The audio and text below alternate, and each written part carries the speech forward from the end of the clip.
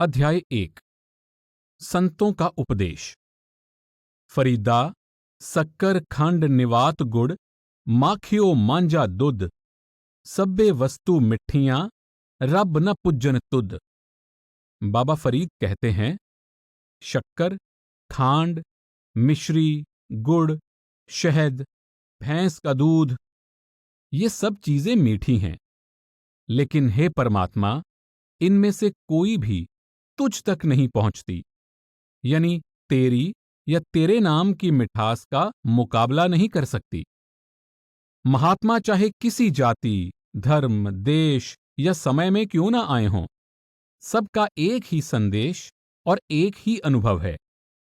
वे दुनिया में जाति और धर्म बनाने के लिए नहीं आते, ना ही हमें एक दूसरे से लड़ना भिड़ना सिखाने आते हैं, बल्कि वे हमारे अंदर उस मालिक की भक्ति का शौक और प्यार पैदा करने और इस देह के बंधनों से आजाद करके हमें मालिक से मिलाने के लिए आते हैं।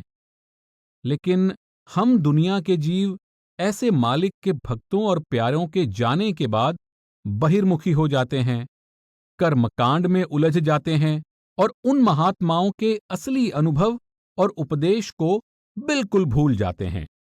हम उनकी असली शिक्षा और रूहानियत को जातियों और धर्मों के छोटे छोटे दायरों में बंद करने की कोशिश करते हैं और एक दूसरे से लड़ना भिड़ना शुरू कर देते हैं।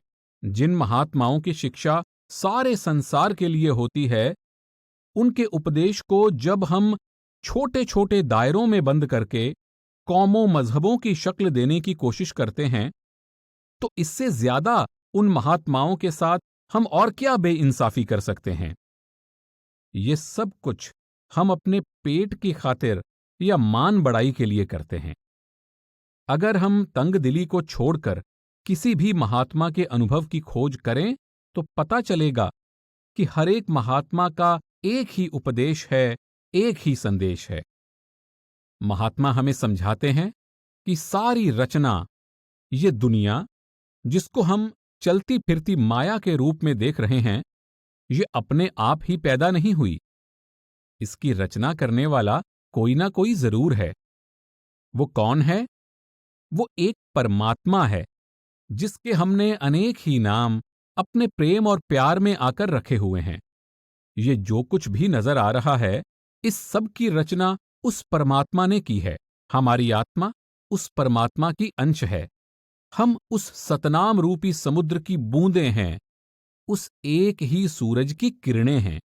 कबीर साहब फरमाते हैं, कहो कबीर ए राम की अंश।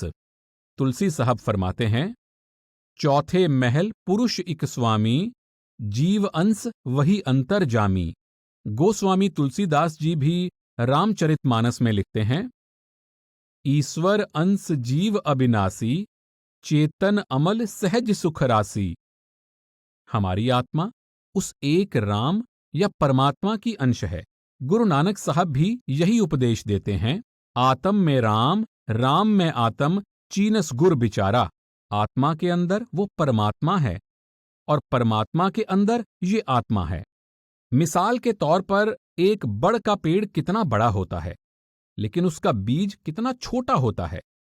अगर कोई हमें समझाने की कोशिश करे कि इस छोटे से बीज के अंदर इतना बड़ा बड़ का पेड़ है, तो आसानी से हमारी समझ में नहीं आएगा। लेकिन जब हम उस बीज को जमीन में बोते हैं, तो वो छोटा सा पौधा बनकर पालन पोषण पाकर कितना बड़ा बड़ का पेड़ बन जाता है। फिर हमें पता चलता है कि उस छोटे से बीज में इतना बड़ा बड़ का पेड़ है और पेड़ के अंदर बड़ का छोटा सा बीज है।